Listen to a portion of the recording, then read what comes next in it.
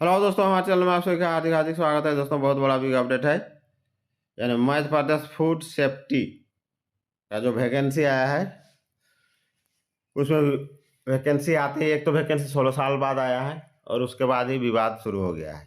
विवाद होने का मुख्य जड़ है हिंदी भाषी क्षेत्र में सिर्फ इंग्लिश में प्रश्न पत्र देना। 300 अंक का सवाल सिर्फ अंग्रेजी में पूछा जाएगा, हिंदी में नहीं पूछा जाएगा। तो हिंदी भाषी के लिए तो दिक्कत है ही दोस्तों, तो उसको हिंदी इंग्लिश दोनों में देना चाहिए। ये तो गलत है। इसी का लोगों ने विरोध करना शुरू कर दिया है।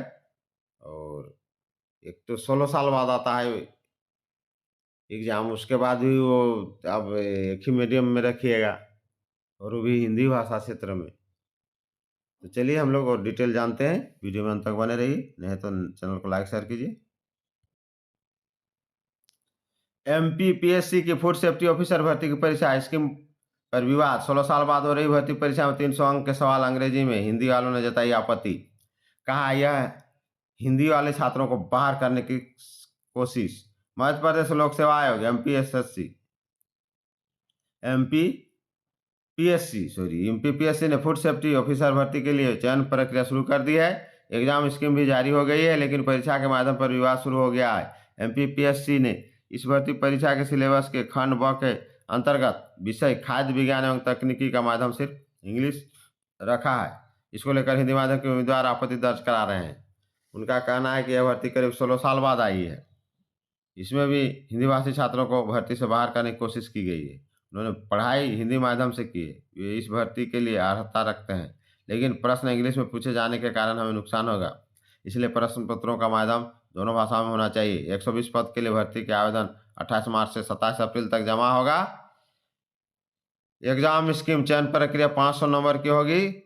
450 अंक की परीक्षा होगी और 50 अंक का इंटरव्यू होगा। 450 अंक के दो खंड में बांटा गया है। खंडों में 150 अंक और 50 प्रश्न सामान्य अध्ययन से पूछे जाएंगे। खंड ब में 300 अंक में से 100 प्रश्न पूछे जाएंगे, लेकिन इसका प्रश्न पत्र सिर्फ इंग्लिश होगा। 3 घंटे में कुल 150 प्रश्न पत्र हल करने होंगे। पद के लिए शैक्षणिक योग्यता खाद्य प्रौद्योगिकी या डेयरी या जैव प्रौद्योगिकी या तेल प्रौद्योगिकी या कृषि विज्ञान या पशु चिकित्सा विज्ञान या जैव रसायन या सूक्ष्म विज्ञान या रसायन विज्ञान या मेडिसिन में स्नातक या स्नाकोत्तर या पीएचडी की डिग्री होना चाहिए, या फिर केंद्र सरकार के पूर्व अनुमोदन से खाद्य प्राधिकरण द्वारा अधिसूचित कोई अन्य समतुल्य मान्यता प्राप्त अर्हता होनी चाहिए।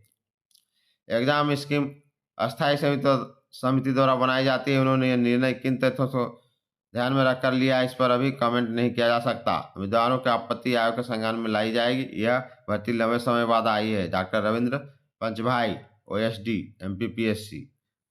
हाँ पंचभाई जी, इसको हिंदी और इंग्लिश दोनों मीडियम में इसका प्रश्न पत्र कर दीजिए। वो करना तो इतना ही है, कोई विवाद भी नहीं होगा। जिसको होना है उसका होगा।